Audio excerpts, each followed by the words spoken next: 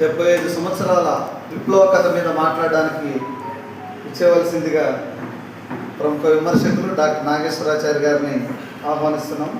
20 నిమిషాల్లో మీ ప్రసంగాన్ని ముగించవలసిందిగా కోరుతున్నాం.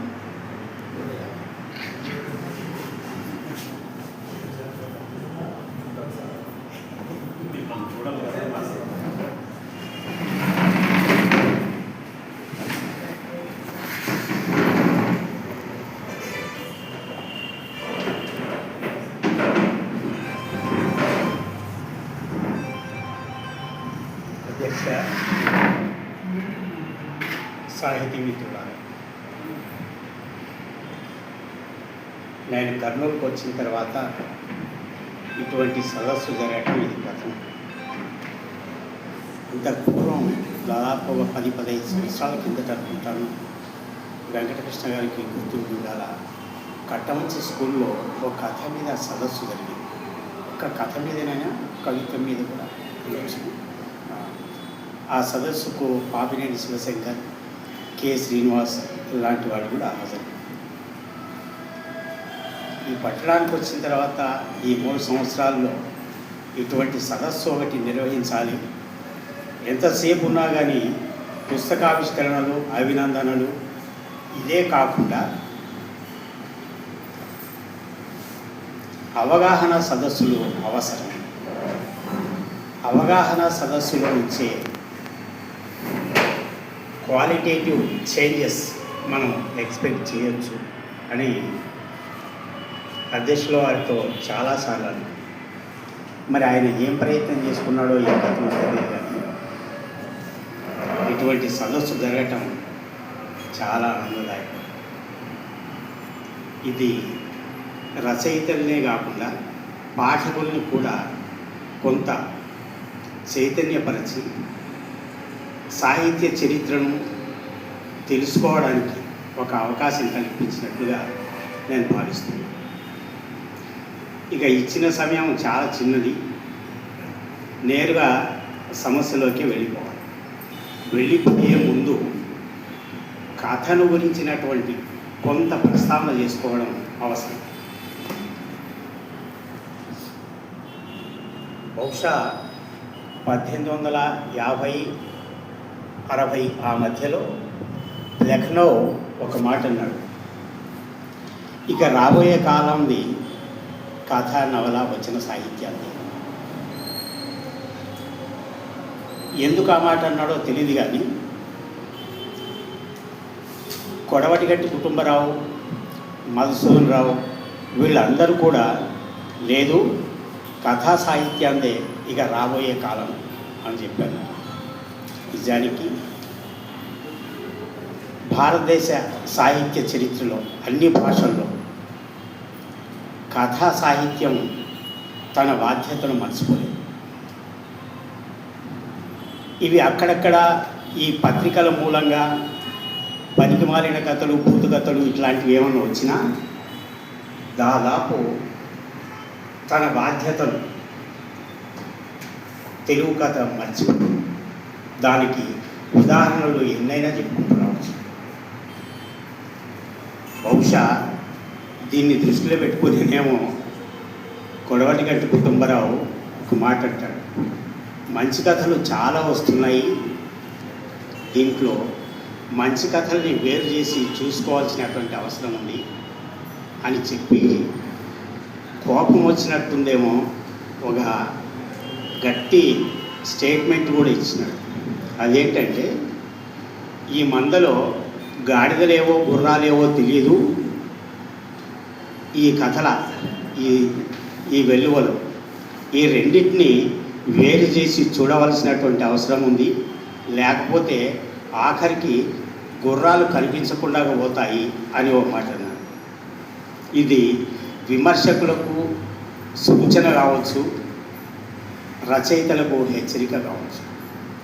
కానీ అదృష్టవశాత్తు దురదృష్టవశాత్తు తెలుగు కథ నేల విడిచి సాగు చేయలేదు. కథ ఎప్పుడు, తొలి కథ ఎప్పుడు అన్నటువంటి చర్చను కొంచెం పక్కన పెడితే, బండారు అచ్చమాంబన, గురజాడన మొదటి కథ రచయిత అన్న చర్చలోకి నేను వెళ్ళను, కానీ నాకు అవసరం లేదు. ఆ ఇద్దరు కథా రచయితలు కూడా ఒక సామాజిక బాధ్యతతోనే ముందుకు వచ్చింది. బండారు అచ్చమాంబ ఆ కథలు నాకు లభించలేదు, చరిత్రలో చదువుకోవడం తప్ప. చదువుకున్నది గురజాడ గురించే.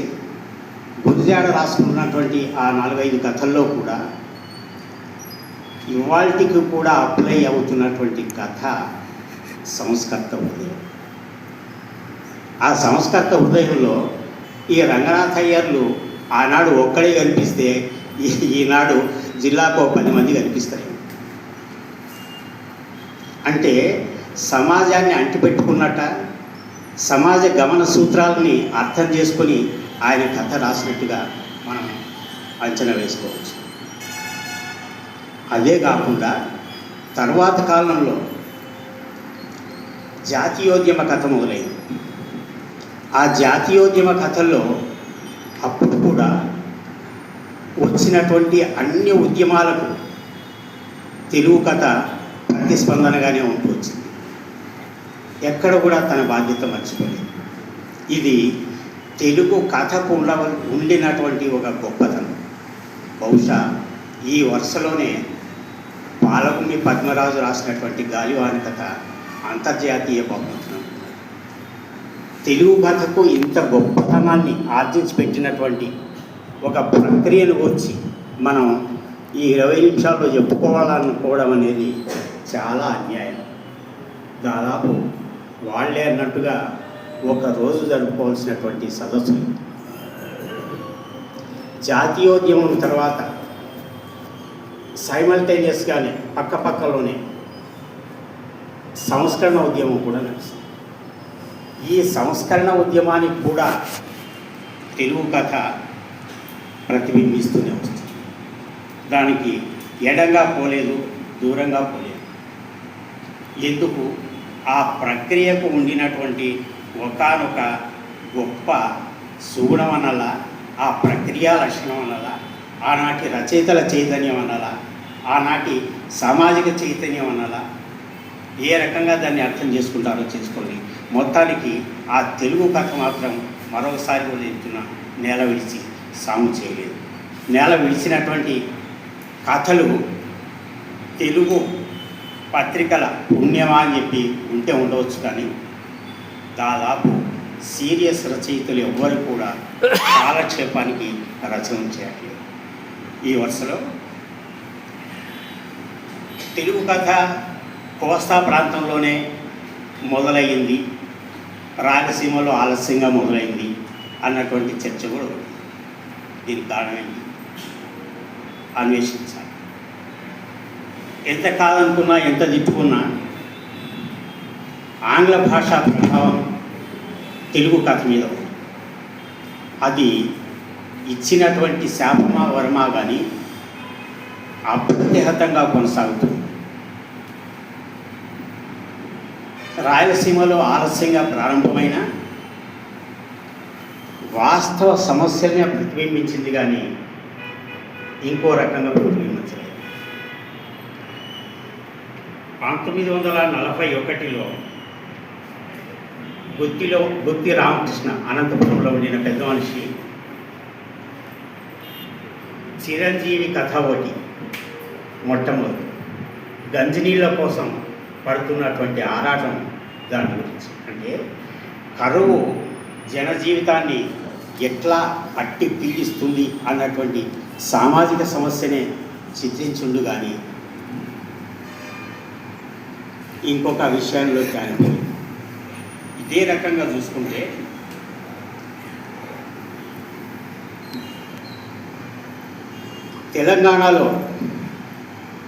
తెలంగాణ సాయుధ పోరాటంతో పాటు సంస్కరణ అభిలాషతోనే తర్వాత ఏ సామాజిక చైతన్యం లేకపోయినా, ఆధునికత అనేది లేకపోయినా, ఆధునికత అంటే ఇంగ్లీష్ విద్య లేకపోయినా, ఉర్దూ భాషా ప్రభావం అధికంగా ఉండిన తెలంగాణలో బండారు అచ్చమాంబ కూడా ఇదే సంస్కరణ కథలనే మొదలుపెట్టింది. ధనత్రయోదశి అన్నటువంటి కథతోనే మనకు సాహిత్య చరిత్ర చెప్తూ వస్తున్నాం. ఈ క్రమంలో ఇంకా కొంచెం మనం ముందుకు వెళితే 1930 ఆ ప్రాంతంలో ఆర్థిక మాంద్యం ప్రపంచవ్యాప్తంగా దేశవ్యాప్తంగా ఆవరించినటువంటి విషయాన్ని కూడా తెలుగు కథ పట్టించుకున్నారు. తెలుగు కథ ప్రతిబింబించింది.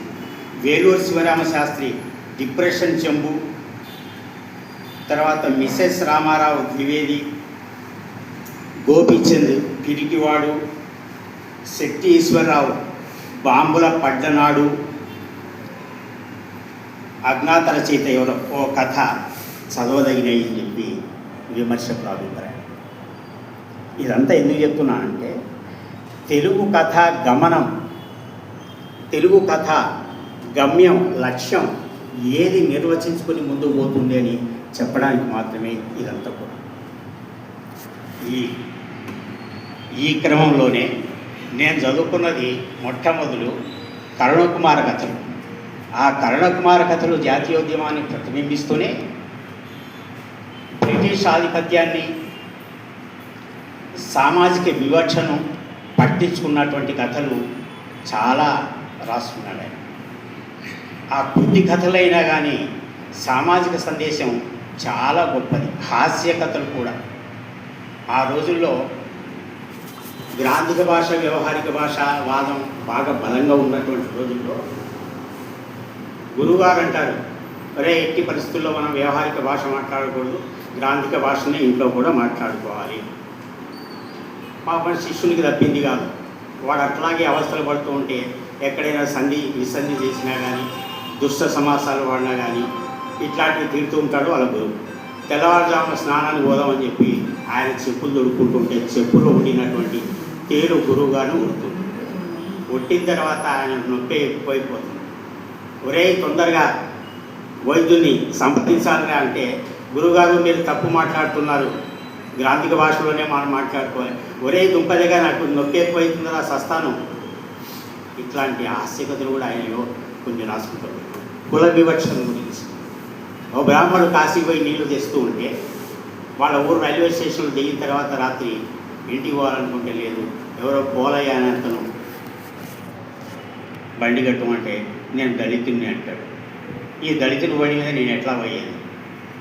ఊరికి పోయిన తర్వాత అక్కడ ప్రభుత్వంతో వీనికి శిక్ష విధించాలి, వీళ్ళను వాత పెట్టాలి అనుకున్నప్పుడు ఆ ఒక కర్ణం వచ్చి ఒరే ఆ పని చేయొద్దు, వాడు క్రైస్తవ మతాన్ని పుచ్చుకున్నాడు, ప్రభుత్వం అంతా కూడా క్రైస్తవ మతంతోనే ఉంది, మనకు ఇబ్బందులు వస్తాయి అంటే ఆయనకు శిక్ష పడకుండా పోతుంది. ఆధిపత్య భావజాలం సామాన్య ప్రజలకు ఎట్లా పనికొచ్చింది అని అర్థం చేసుకోవాలా, లేదా ఎట్లా ప్రభావితం చేసింది అనేది అర్థం చేసుకోవాలా, తెలుసుకోవాల్సి వస్తుంది. ఇక తర్వాత ఈ అభ్యుదయోద్యమం, ఇంతవరకు పెద్దలు చెప్పినట్టు ఒక ప్రధానమంత్రి ఏమో సాహిత్య సంస్థల్ని ఆరంభిస్తాడు, పుస్తకాల్ని ప్రచురించమంటాడు, ఇవాళ ప్రధానమంత్రి ఏమో పుస్తకాలను నిషేధిస్తాడు. ఈ డైకాటమీని మనం గుర్తించాలి. ఈ చరిత్రను మనం గమనంలోకి తీసుకోకపోతే మనం ముందుకు పోయి. ఇక ఈ క్రమంలోనే ఇమ్మీడియట్గా మనం గుర్తించదగింది తెలంగాణ విమోచన. తెలంగాణ విమోచనోద్యమం గురించి కథలు తెలంగాణ వాళ్ళకంటే తెలంగాణ బయట ఉండిన వాళ్ళు ఎక్కువ రాసుకున్నారు ఆ రోజుల్లో. ఆ ఉద్యమంలో ఉండిన కారణమా మరి ఏ కారణం చేతనో వాళ్ళు ఎక్కువగా కథలు మొదట్లో రాయలేకపోయినాడు, తర్వాత వచ్చినాయి. ఆ క్రమంలో నన్ను బాగా ప్రభావితం చేసినవి గంగినేని వెంకటేశ్వరరావు ఎర్రజెండా 3 సంవత్సరాలు వచ్చింది. ఆ 3 సంవత్సరాల్లో ఒక్కొక్క ఇన్సిడెంట్ను ఆయన కథనాత్మకం చేసినాడు. ఒకవేళ కథా లక్షణం దీంట్లో ఉందా, కథకు ఉండినటువంటి ఆది మధ్యాంతాలు ఉన్నాయా, వాతావరణం ఉందా, ఈ చర్చ అంతా దానికి అప్లై కాదు. కానీ ఆనాటి ఉద్యమాన్ని ప్రతిబింబించడానికి ఆ కథలు ఎర్రజెండాలు చాలా పనికొస్తాయి. ఆ పళని అనేటువంటి ఎవరో ఒక సైనికాధికారి కాటూరు ఎల్లమర్రులో గాంధీ విగ్రహం దగ్గర ఆ గ్రామంలో ఉండిన స్త్రీ పురుషులు నగ్నంగా ఆ విగ్రహం చుట్టూ పరిగెత్తించి కొట్టినటువంటి సంఘటనలు ఆ కథల్లో చదువుకుంటుంటే రాజ్యం ఎంత దుర్మార్గంగా ప్రవర్తించింది ఆ రోజు రాజ్యంని ఎట్లా అర్థం చేసుకోవాలి, వాళ్ళు చేసినటువంటి ద్రోహం ఏంటి, వాళ్ళు అడిగింది ఏంటి, మాకు ఈ బానిసత్వం అవుతుంది, ఈ భూస్వామ్య అణచివేత అవుతుంది, ఒక న్యాయమైన డిమాండే కదా. ఒక వాస్తవ సంఘటనల్ని ప్రతిబింబిస్తూ దాదాపు 3 సంపుటాలు వేసినాడు ఆయన ఎర్ర జెండాలో శీర్షిక. ఈ వరుసలోనే ఇక మనం మొదలు పెట్టుకోవాల్సింది విప్లవోద్యమ కథ నాకు ఇచ్చింది. ఈ విప్లవోద్యమ కథ రాత్రి చదువుతూ ఉంటే వియుక్కలో అనురాధ ఒక ప్రశ్న వేసింది. విప్లవోద్యమం అంటే సాయుధ పోరాటమే కదా అని. నాకు కొడుకుడు వల్ల విప్లవోద్యమం సాయుధ పోరాటము రెండు ఒకటే, విప్లవోద్యమము రెండు ఒకటే. విప్లవం అంటే అన్ని రంగాల్లో జరుగుతున్నటువంటి ఒక గొప్ప పరిణామం. ఈ పరిణామాన్ని తెలుగు కథ ఎట్లా ప్రతిబింబిస్తూ వచ్చింది. అజ్ఞాత రచయితలు వాళ్ళని గురించినటువంటి రాసిన ఆ సంకలనాల గురించి ఇక్కడ కొందరు మిత్రులకైనా తెలుసు. విప్లవ కథని దేన్ని అనాలి, దేన్ని విప్లవ కథ అన్నారు? ఒకచోట అంటాడు త్రిపునేని మధుసూదనరావు, నిర్వచనాలు ఎప్పుడు ఇవ్వద్దు, అట్లా అది తప్పు. కాలంతో పాటు అభిప్రాయాలు, ఉద్దేశాలు, నేపథ్యాలు ఇవన్నీ కూడా మారుతూ ఉంటాయి.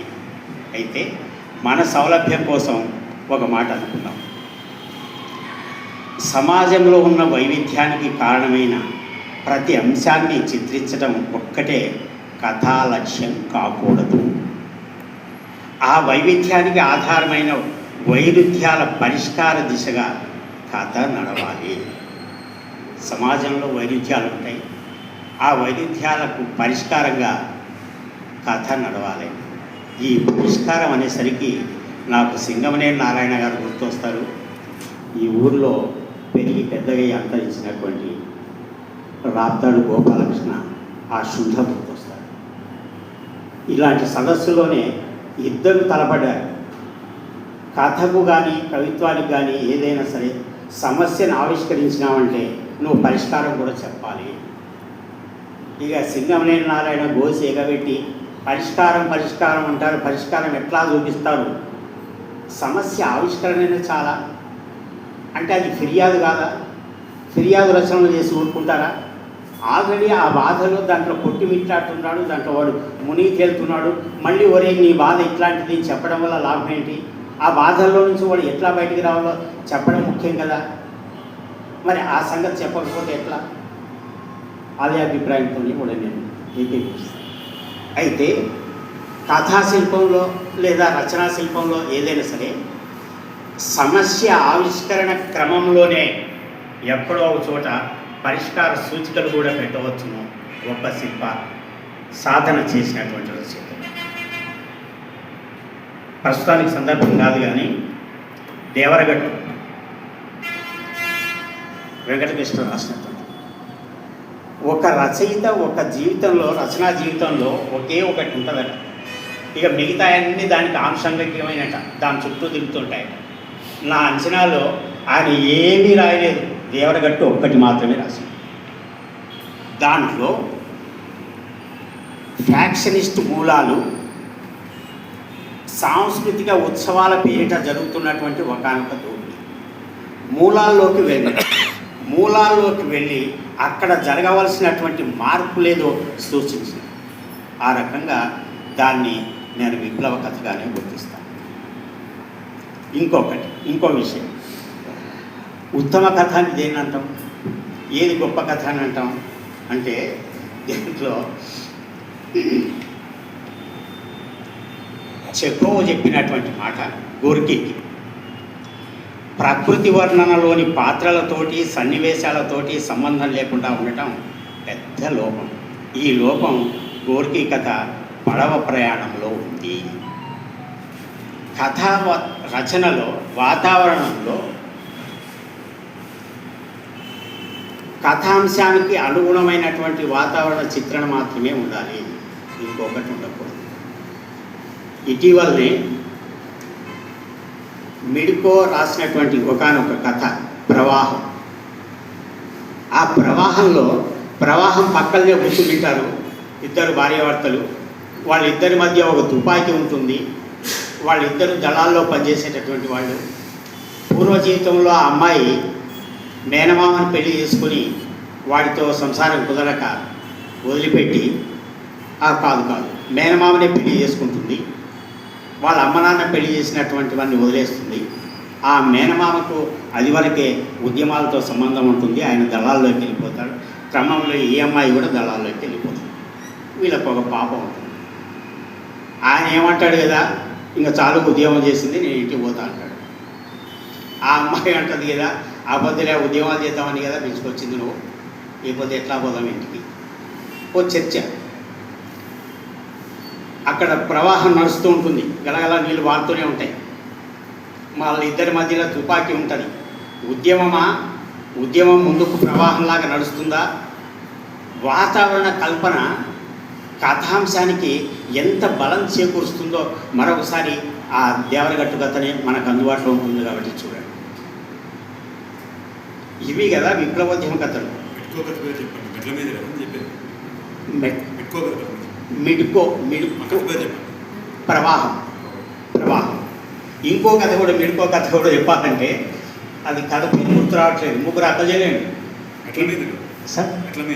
మెట్ల మీద కాదు, అది కాదు, మెట్ల మీద కాదు. ఇంకో కథ.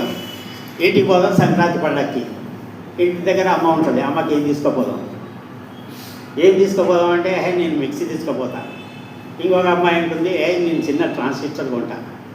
ఇంకో పిల్ల అంటుంది వద్దస్తమానం అమ్మ ఇంట్లో వంట చేసుకుంటూ మిక్సీలో మనకు పచ్చళ్ళు నూరుకుంటూ పాటలు ఎన్నుకుంటూ కూర్చోవాలి. అయితే వంటింటికే పరిమితం చేద్దాం మనం అమ్మని.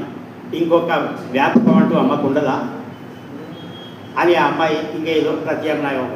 అంటే వస్తువును దర్శించడంలోనే ప్రతిపాదించడంలోనే ఒక గొప్ప మార్పును సూచించగలిగింది విప్లవ కథ అని మనం అనుకుంటాం. కీలకమైన చర్చ మొదలుపెట్టారు. వాస్తవానికి ఈ తన ప్రసంగంలో కథల పరిణామ క్రమంలో కొంత గొలుసుకట్టు వైఖరిని మొదలుపెట్టారని అనిపిస్తాం. తర్వాత మాట్లాడే వక్తలు అది కొంత కనుగూడిచ్చే ప్రయత్నం చేయాలని నేను కోరుకుంటున్నా. మొదటిది ఏమంటే, కథా సాహిత్యం తన బాధ్యతను విస్మరించింది ఈ క్రమంలో, లేదా తెలుగు కథ నేల విడిచిన సాము చేసిందని చేయలేదని. ఇంకోటి కీలకమైన విషయం, కథ పాలక పక్షానికి చేరలేదని. ఇవన్నీ కొంత తన అభిప్రాయాన్ని వెల్లడించారు. దీనికి తర్వాత మాట్లాడే వక్తలు వీలైతే అవకాశం ఉంటే కన్క్లూడ్ చేయాలని కోరుకుంటున్నా. రెండవది, ఇక్కడ ఒక కీలకమైన విషయము, చిరంజీవి రాసిన కథ, చిరంజీవి అనే కథకుడు గుత్తి రామకృష్ణ రాశారు కదా.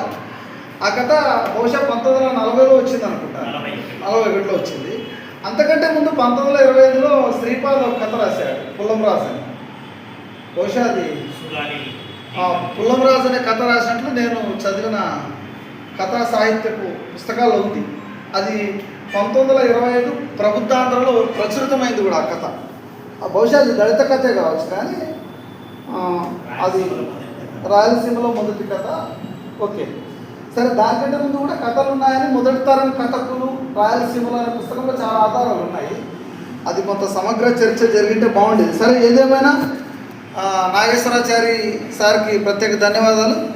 మైనారిటీ కథ మీద ప్రసంగించడానికి ఇచ్చేవలసిందిగా ప్రముఖ కథ రచయిత ఇనాయతుల్లా గారిని ఆహ్వానిస్తున్నాను.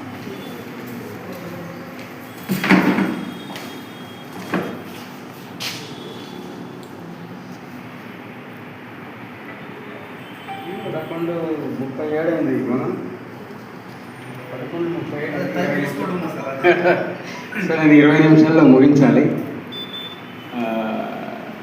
ముందుగా నేను మిత్రులారా, కేంద్ర సాహిత్య అకాడమీ సాహితీ స్రవంతిని సంయుక్తంగా ఈ సదస్సు నిర్వహిస్తూ ఉన్నందుకు, అలాంటి లక్ష్యం కలిగి ఉన్నందుకు ఆ ఇద్దరిని రెండు సంస్థల్ని మనసారా అభినందిస్తున్నాను. ఇన్ని విస్తృతమైనటువంటి వస్తువులు, శిల్పము, చాలా పెద్దమైనటువంటి అంశాలను తీసుకొని 420లలో 4 లోకాల్ని దర్శించాలని వాళ్ళు అనుకున్నారు కదా, అది నాకు నచ్చింది, మంచిది. నేను వతన్ అనే మైనారిటీ సంకలనం గురించి కడపలో మాట్లాడడానికి 1.5 గంటలు తీసుకొని టైం అర్థం కాలేదు. దాంట్లో ఉండే కథలు అది పెద్ద లోకం అసలు. అది మైనారిటీ కథల్ని గురించి మాట్లాడడం అనేది ఒకప్పుడు లేదేమో కానీ చాలా ఆలస్యంగా మొదలైంది మైనారిటీ వాదం తెలుగు కథా సాహిత్యంలో. కానీ చాలా విస్తృతమైనటువంటి వస్తువుల్ని తీసుకొని వచ్చింది, చాలా చాలా చాలా గొప్ప వొకాబులరీని తీసుకొని వచ్చింది.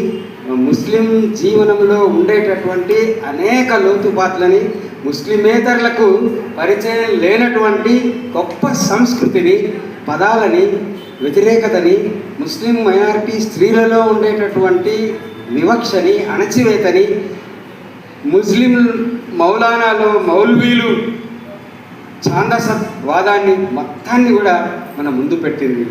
ఆ రకంగా మైనారిటీ వాదాన్ని నిజంగా అభినందించక తప్పదు. నేను రచయితగా కథలు రాయడం మొదలుపెట్టినప్పుడు, వలస నిచ్చెన కథలు రాసినప్పుడు ముస్లిం కథలు రాయమని నన్ను సాయిబాబా ఒత్తిడి పెడితే అట్లా రాయాలని నేను ఎప్పుడు అనుకోలేదు అని చెప్పేసాను. అట్లా ఎప్పుడు అనుకోలేదు. రచయితకు బ్యారికేడ్లో ఉండకూడదు అని అనుకున్నాను. కానీ నేను ఎప్పుడైతే నాగప్ప గారి సుందరరాజు రాసిన మాదిగోడు కథలు కాదు కథలు, మాదిగోడు కథలు, అప్పో 3వ కన్ను తెరచాల్సి వచ్చింది. నేను 2 కన్నులు ఉన్నాయి నాకు, ఏం చూడలేము ఈ లోకాన్ని. ఇంకొక కన్ను కొత్తది తెరచాల్సి వచ్చింది.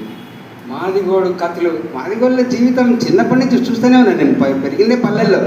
కానీ నాగప్ప గారి సుందరరాజు చూసిన జీవితం, అది ఏమి జీవితం అది, అబ్బో.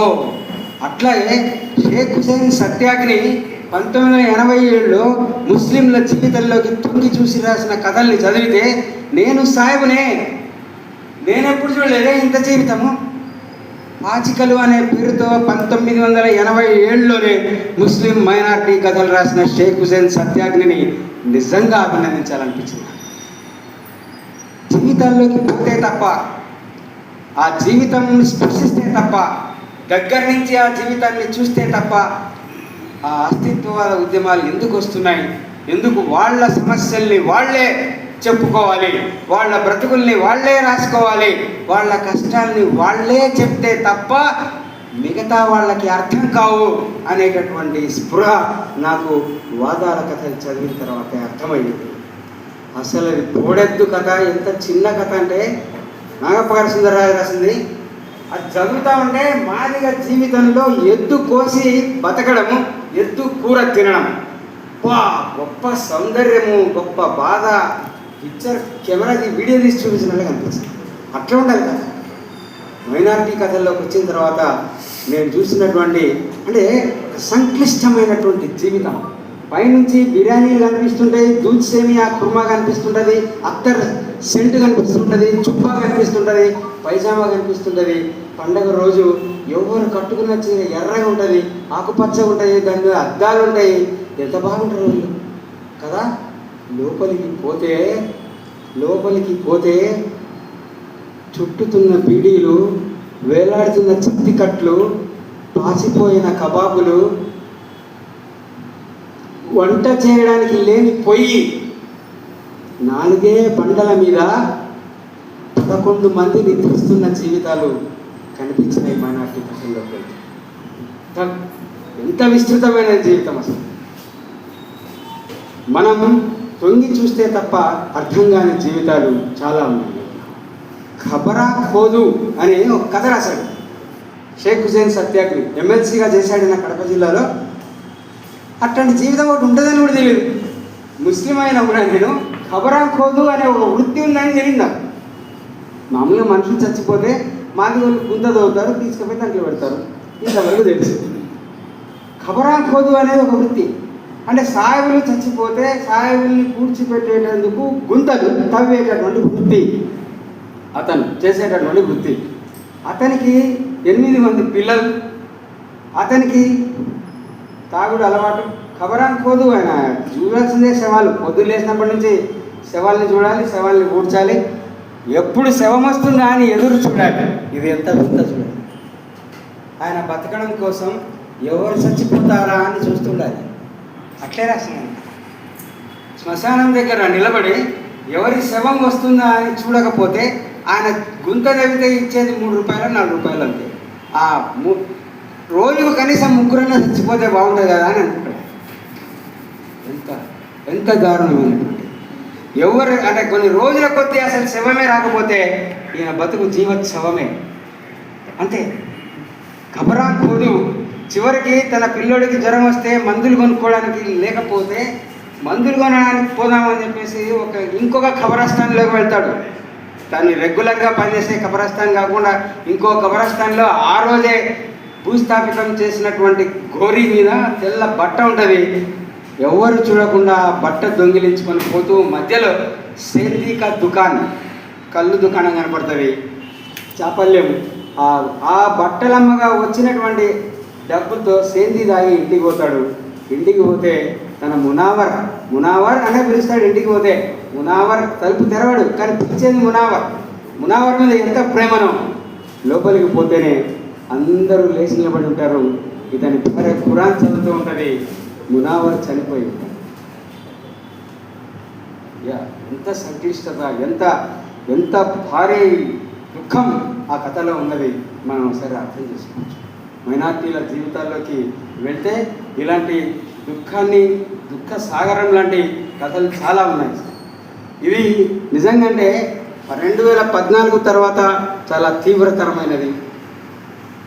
మనతో పాటు జీవిస్తున్నటువంటి ముస్లిం సోదరుల మీద తల్వార్ వేలాడుతూనే ఉన్నది.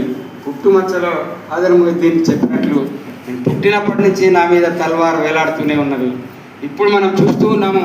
అంటే పాలకుడు మనకందరికీ, మనం చాలా ప్రగతిశీలవాదులం, అభ్యుదయవాదులం, మనల్ని కూడా ఇన్ఫ్లుయెన్స్ చేయగలవు ప్రభుత్వాలు, పాలకులు ఎవరిని ప్రేమిస్తే వాళ్ళని ప్రేమిస్తాం మనం, పాలకులు ఎవరిని ద్వేషిస్తే వాళ్ళని ద్వేషిస్తాం. దురదృష్టవశాత్తు 2014 నుంచి 14 కంటే ముందు నుంచి జరుగుతున్నది ద్వేషం, కానీ తీవ్రతరమైంది. ఆ ద్వేషించే వాళ్లకు పవర్ వచ్చింది, చైర్ వచ్చింది. ముస్లింలను ద్వేషించడం అనేది ఒక ట్రెండ్ అయింది. ద్వేషిస్తే దేశభక్తుడైన, ద్వేషభక్తుడు దేశభక్తుడైన. ఎంత ఘోరమో ఒక్కసారి ఆలోచించండి. అందరూ కూడా అరే నేను ఎంతగా ప్రేమించే నా క్లాస్మేటు, నా పక్కనుండే ఆయన కూడా ఎందుకన్నా సాహేబులు అట్లా తయారైనారు. నిజంగా ఏమట్లా దాడులు చేస్తారు నిజంగా. చూసారా ద్వేషం పవర్లో నుంచి ఎంతగా ఇంజెక్ట్ అయింది. మామూలుగా మనం రోజు చూసేటటువంటి మన ఎంప్లాయీస్, మన పక్కింటి ఆయన కూడా ద్వేషిస్తే బాగుంటుంది అనే పోలరైజేషన్ ఏర్పడేంత వరకు పోయిన తర్వాత మైనారిటీ కథలు మరిన్ని రావాల్సిన ఆవశ్యకత ఉంది అని మనందరికీ అర్థమవుతుంది. 2 గంటలని చంద్ర రఘుబాబు గారు కథ రాశారు. హైదరాబాద్లో జరిగినటువంటి బాంబు దాడుల్లో, తీవ్రవాదుల దాడులు జరిగినప్పుడు చాలామంది చనిపోయారు. ఆ మధ్యలో చనిపోతున్నటువంటి ఒక హిందువుని కాపాడడానికి లేదా దగ్గరుండి 2 గంటలు దగ్గరుండి ఆసుపత్రికి తీసుకుపోయి ప్రాణం కాపాడింది ఎవరంటే ముస్లిం. ఇది ఆయన రాసినటువంటి కథ, మన కర్నూలు వాసి. అట్లా ఇక మనము షేక్ హుసేన్ సత్యాగ్ని కథల్లో పోతే చాలా ముస్లిం మహిళల జీవితాల్లోకి ఒక్కసారి తొంగి చూస్తే రంజాన్ కానీ బక్రీద్ పండగ కానీ మహిళలకు ఎంత శిక్షణో మనకు అర్థమవుతుంది. అట్లాగే ఛాందసవాదం వాళ్ళ మీద ఎంత దాడి చేస్తుందో అర్థమవుతుంది. మైనారిటీ కథలన్నీ కూడా కేవలం బాధలు చెప్పడమే కాకుండా అన్ని మతాల్లో ఛాందసవాదం ఉన్నది.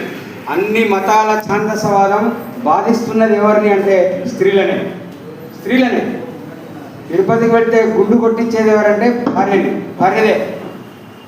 క్రైస్తవంలో కానీ, ఇస్లాంలో కానీ, హిందువుల్లో కానీ ఛాందసవాదము బాధించేది, వేధించేది స్త్రీలనే. ఆ నేపథ్యంలో మరి ముస్లిం మైనారిటీల కథలు చాలా వచ్చాయి. పాచికలు అనే పేరుతో షేక్స్పియర్ సత్యాగ్ని రాసినటువంటి కథలో భార్యాభర్తలు అబ్దుల్లా షెహనాజ్ అనేటటువంటి భార్యాభర్తలు ఉంటారు. వాళ్ళలో షెహనాజ్ని చూడడానికి వచ్చినటువంటి తమ్ముడు ఆమెతో మాట్లాడి, అమ్మ ఇక్కడే ఉందిరా మాట్లాడదు అని అంటే అమ్మ పేరెత్తంగానే మళ్ళీ చూడకుండా వెళ్ళిపోతాడు. కారణం ఏంటంటే ఆమెకు చాలా గొప్ప నేపథ్యం ఉంటుంది. తల్లి ముస్లిం స్త్రీ, ఆమె నువ్వు ఒక అతను పెళ్లి చేసుకుని వదిలేస్తాడు, బొంబాయిలో తీసుకుపోయి వదిలేస్తాడు. ఈ కువైట్కు వెళ్ళే కథలు చాలా చదివి ఉంటారు. కువైట్కు వెళ్ళడం కడపలో చాలా విస్తృతంగా, మన కర్నూలులో కూడా వంటల్లో కువైట్కు వెళ్ళడము, సౌదీకి వెళ్ళడము, బాహర్గా మన వంటల్లో కూడా ప్రతి రెండింట్లకు ఒక ఇంట్లో బాహర్గా అంటుంటారు. బాహర్ జానా అంటే సౌదీకి వెళ్ళిపోవడం, సౌదీలో జీవించడం. అలా తీసుకువెళ్ళి వదిలేస్తే ఆమె ఇద్దరు పిల్లలతో నానా రకాల బాధలు పడుతూ మళ్ళీ ఒకడెవడో పరిచయం అయితే అతనితో కలిసి తిరిగి వస్తుంది. ఆ తిరిగి వచ్చిన తర్వాత తన కూతురును చదివించుకొని అబ్దుల్లా అనే అతనికి పెళ్లి చేస్తుంది. ఆ అబ్దుల్లా ఈమె బాగా కలిసి ఉంటారు.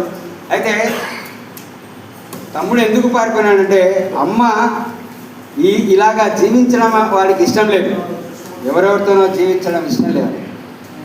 అంటే భర్త బాంబేలో వదిలిపోతే అమ్మ మనల్ని వదిలేసి ఎట్లంటే అట్లా జీవించింది అనేటువంటి భావం వాళ్ళు ఉంటుంది. కాబట్టి వాడు వదిలిపోయాడు. ఈ కథలన్నింటిలో ముస్లిం స్త్రీల జీవితాలు ఎంత శాపగ్రస్తంగా తయారైనాయి, ఎంత భయంకరంగా తయారైనాయి. ఈ రోజు వరకు కూడా అంటే డబ్బున్న వాళ్ళ ఇళ్ళల్లో కానీ